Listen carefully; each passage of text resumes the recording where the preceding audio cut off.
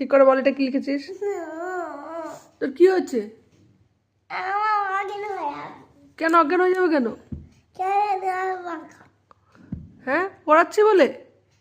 আর কোথায় কোথায় ব্যথা হচ্ছে তোমার? আর মুখে, আর মাথাতে, আর নদী, সব জায়গায় ব্যথা হচ্ছে কেন? বকেছি? বকিনি তো, তোমাকে তো বলছি আসো বই পড়ে নি। কেন? ইস, সব মানে চলে গেল বিদ্যা, সরস্বতী ঠাকুর বেরিয়ে গেল মাথা দিয়ে। ওই তো নেই, আর বুদ্ধি নেই, বুদ্ধি চলে গেছে মাথা থেকে।